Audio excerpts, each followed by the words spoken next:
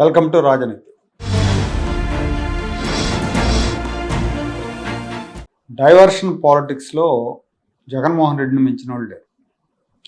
వారం క్రితం ప్రెస్ మీట్లో తన తాత, తండ్రి, బాబాయిల హత్యల్ని చంద్రబాబుకు చుట్టే ప్రయత్నం చేశాక వీళ్ళ తాత హయాం నుంచి జరిగిన నేరాలు, ఘోరాలు, వీళ్ళ వంశ చరిత్ర మొత్తం మీడియా వేదికగా బట్టబయలైపోయింది.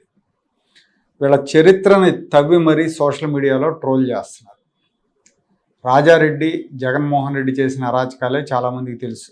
కానీ వైఎస్ వివేకానంద రెడ్డి, వైఎస్ రాజశేఖర రెడ్డి చేసిన ఘోరాలు కూడా ఇప్పుడు బయటకు వస్తున్నాయి. వీళ్ళ హత్య రాజకీయాల చరిత్ర, గనుల ఆక్రమణలు, భూ కబ్జాలన్నీ బయటకు వచ్చాయి. అదేదో సామెత ఉంది కదా, సూది కోసం సోదికెడితే పాత రంకులన్నీ బయటపడ్డాయి అన్నట్టుగా వైఎస్ కుటుంబ నేర చరిత్ర మొత్తం సిరీస్లుగా బయటకు వస్తూ ఉంది. ఈ దెబ్బకి వైసీపీ నేతలు, వైసీపీ మీడియా, సోషల్ మీడియా కంగుదిని మోగబోయారు. అందరూ డిఫెన్స్లో పడిపోయారు. నేటి తరానికి తెలియని ఘోరాలన్నీ బయటకు వచ్చేసరికి కౌంటర్ ఇవ్వడానికి కూడా ముందుకు రాలేని పరిస్థితి. చివరికి పిసిసి అధ్యక్షురాలు షర్మిల గారు బయటకు వచ్చి తన కుటుంబం మీద జరుగుతున్న ప్రచారానికి కౌంటర్ ఇవ్వాల్సి వచ్చింది.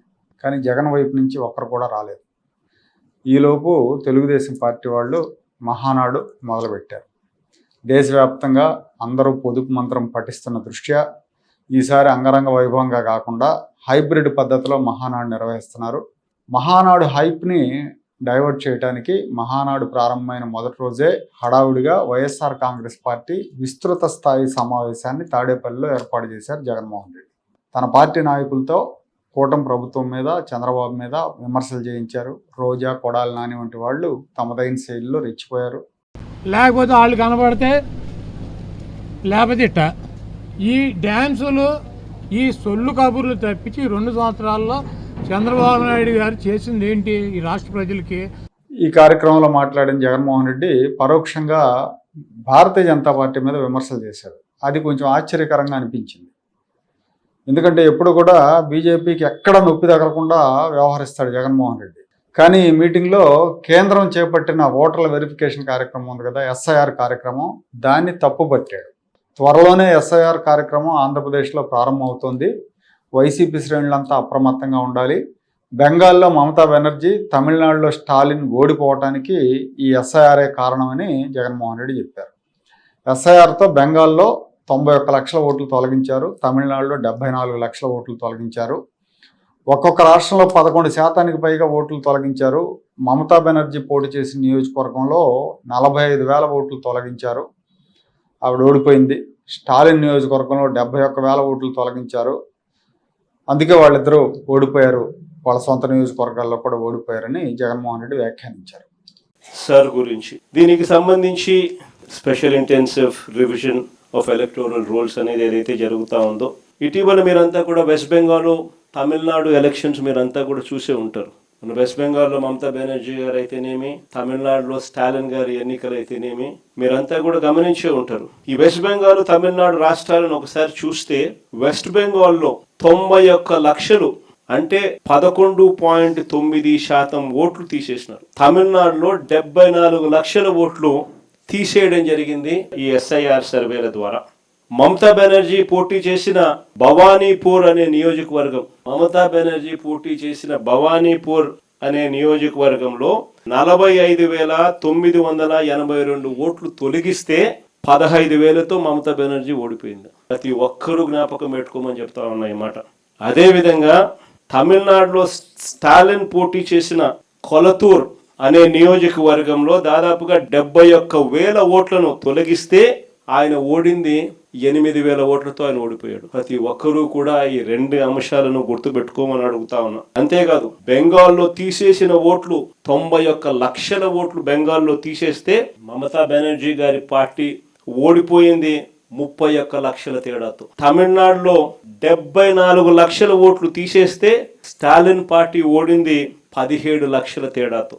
ఇవన్నీ నేను ఎందుకు చెప్తా ఉన్నాను అనంటే ఎంత ఇంపార్టెంటో ఈ విషయము అని చెప్పి మీ అందరికీ కూడా మీ నియోజకవర్గాలలో ఎంతగా దీని గురించి పట్టించుకొని జాగ్రత్తలు తీసుకోవాల్సిన అవసరం ఉంది అని చెప్పడానికి మీ అన్నీ కూడా చెప్తా ఉన్నా. మనమేమో ఓట్లు పెరగడం వల్ల ఓడిపోయినాం, అక్కడేమో ఓట్లు తీసేయడం వల్ల వాళ్ళు ఓడిపోయినారు. రెండే డేంజరే. కుప్పంలో టీడీపీ బోగస్ ఓట్లు ఎన్నో తెలుసా? 20,000 పైచిలుకు. బెంగాల్లో బీజేపీ గెలుపు వెనుక ప్రధాన కారణం ఎస్ఐఆర్ కార్యక్రమమే అని జగన్మోహన్ రెడ్డి చెప్పారు. అలాగే తమిళనాడులో స్టాలిన్ ఓటమికి ఇదే కార్యక్రమం కారణం అన్నారు. బోగస్ ఓటర్ల ఏరివేతకే కేంద్రం ఈ కార్యక్రమానికి శ్రీకారం చుట్టింది. కాంగ్రెస్ పార్టీ, రాహుల్ గాంధీ, మమతా బెనర్జీ, స్టాలిన్, అఖిలేష్ యాదవ్ లాంటి నాయకులంతా కూడా ఈ ఎస్ఐఆర్ కార్యక్రమాన్ని ఆపాలని డిమాండ్ చేశారు. బీజేపీ ప్రయోజనాల కోసమే దీన్ని తీసుకొచ్చారని విమర్శించారు. ఇప్పుడు జగన్మోహన్ రెడ్డి కూడా పరోక్షంగా అదే చెప్తున్నారు. సో ఇది ఒక కొత్త డెవలప్మెంట్ అనుకోవాలి. ఏది కేంద్రానికి వ్యతిరేకంగా డైరెక్ట్గా కాకపోయినా ఇండైరెక్ట్గా మాట్లాడటం అనేది. సో దీంతో పాటు ఏపీలో బోగస్ ఓట్లు చాలా ఉన్నాయి, అందుకే కూటమి గెలిచింది. కుప్పం నియోజకవర్గంలోనే చంద్రబాబు నాయుడు ప్రాతినిధ్యం వహించే కుప్పం నియోజకవర్గంలోనే 22,000 బోగస్ ఓట్లు ఉన్నాయని జగన్మోహన్ రెడ్డి చెప్పారు. నిజానికి 2024 ఎన్నికలకు ముందు అధికారంలో ఉంది జగన్మోహన్ రెడ్డి. బోగస్ ఓట్లు చేర్పించుకునే అవకాశం జగన్మోహన్ రెడ్డికి ఉంటుంది కానీ ప్రతిపక్షానికి ఉండదు. బోగస్ ఓట్ల ఆరోపణలు వచ్చింది కూడా జగన్ పార్టీ నాయకుల మీదే. ఎన్నికల సంఘానికి ఫిర్యాదులు అందింది జగన్ పార్టీ నాయకుల మీదే. కోర్టులు కూడా ముట్టికాయలు వేసిన తర్వాత జగన్ ప్రభుత్వం కొంతమంది అధికారులను సస్పెండ్ చేసింది. పచ్చూరులో ఆమంచి కృష్ణమోహన్ లాంటి నాయకులు వేల సంఖ్యలో బోగస్ ఓట్లు చేరిస్తే అక్కడ ఎమ్మెల్యే సాంబశివరావు కోర్టుకు వెళ్ళారు. ఏలూరు సాంబశివరావు అక్కడ అక్రమంగా చేర్పించిన ఓట్లన్నింటినీ కూడా తొలగించారు. సో ఈ అక్రమాలన్నీ జగన్మోహన్ రెడ్డి చేసి ప్రతిపక్షంలో ఉన్న చంద్రబాబు చేశాడని ఆరోపించడమే జగన్మోహన్ రెడ్డిలో ఉన్న బ్యూటీ. ఆ విపరీత మనస్తత్వం జగన్ రెడ్డికే సొంతం. అలాగే స్థానిక ఎన్నికల్లో అన్ని స్థానాల్లో పోటీ చేయాలి. చంద్రబాబు ఏకగ్రీవాలు చేయాలని కుట్రలు కుతంత్రాలు పన్నుతారు. ఎక్కడైనా ఏకగ్రీవం జరిగిందంటే ఆ ఇన్ఛార్జీల మీద యాక్షన్ తీసుకుంటా అని హెచ్చరించారు. జగన్మోహన్ రెడ్డి అధికారంలో ఉన్నప్పుడు జరిగిన ఎన్నికలు, స్థానిక ఎన్నికల్లో ఎంత అరాచకం చేశాడో మనం చూసాం. మాచర్ల మున్సిపాలిటీలో దౌర్జన్యం చేసి హత్యాయత్నాలు చేసి నాయకుల మీద అన్ని వార్డులు ఏకగ్రీవం చేసుకున్నారు. చాలా చోట్ల, ఒక మాచర్లనే కాదు చాలా చోట్ల ఇలాంటి దౌర్జన్యాలు జరిగినాయి. చిత్తూరు జిల్లాలో అంజిరెడ్డి తాత అని అతను నామినేషన్ వేయడానికి వెళ్తుంటే అతను నామినేషన్ వేయకుండా అడ్డుకోవటం, ఇవన్నీ మీడియాలో వచ్చినాయి, చూసాం. చాలా చోట్ల దాడులు చేసి విపక్షం నామినేషన్ వేయకుండా అడ్డుకోవడంతో తెలుగుదేశం స్థానిక ఎన్నికలు బహిష్కరించాల్సి వచ్చింది. బహుశా ఆ అనుభవంతో తెలుగుదేశం కూడా తనలాగే చేస్తుందేమో ఈ కూటమి ప్రభుత్వం కూడా అనుకుని ఆ ఉద్దేశంతోనే ఏకగ్రీవాలు అడ్డుకోవాలని పిలుపునిచ్చారనుకుంటా. చంద్రబాబు సూపర్ 6 పథకాలు అమలు చేయకుండా ప్రజలను మోసం చేశాడు కాబట్టి ఆయన వెన్నుపోటుకు 2 ఏళ్ళు అనే పేరుతో ఒక బుక్లెట్ ప్రచురిస్తున్నాం. ఆ బుక్లెట్ని జూన్ 1-2 వారంలో ఇంటింటికి తిరిగి పంచాలి, ప్రజలకు చంద్రబాబు మోసాన్ని వివరించాలని పార్టీ నేతలను ఆదేశించారు.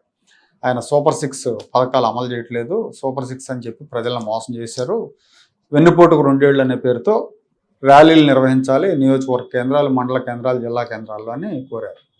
నిజానికి సూపర్ 6లో సంవత్సరానికి 3 గ్యాస్ సిలిండర్లు ఉచితంగా ఇస్తున్నారు. పిల్లలందరికీ ఎంతమంది పిల్లలు ఉంటే అంతమంది పిల్లలకి తల్లికి వందనం పథకం అమలు చేస్తున్నారు. మహిళలకు ఉచిత బస్సు అమలు చేస్తున్నారు. రైతులకు అన్నదాత సుఖీభావ కార్యక్రమం కూడా అమలు అవుతా ఉంది. ఒక ఆడబిడ్డ నిధి కింద మహిళలకు నెలకు 1,500 ఇవ్వటం అనే పథకమే ఆగింది. దీనికి వెన్నుపోటు అంటూ హడావిడిగా కార్యక్రమం రూపొందించారు జగన్మోహన్ రెడ్డి. మహానాడు ప్రారంభమైన రోజే వైసీపీ సమావేశం పెట్టి ప్రభుత్వం మీద, ముఖ్యమంత్రి మీద విమర్శలు చేయించి అటెన్షన్ డైవర్షన్ కార్యక్రమాలు మార్చారని చెప్పొచ్చు.